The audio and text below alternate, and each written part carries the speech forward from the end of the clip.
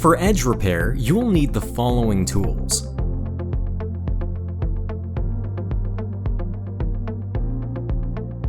First, the damaged edge has to be cleaned of dirt using the scraper. Place a metal profile flush with the panel height and secure it. Preheat the area to be repaired with the welding device, then weld the gap. Allow welded seam to cool down for 2 minutes. After cooling, remove the excess material with the paint stripper. Remove the metal profile. Next, smooth the area with the scraper.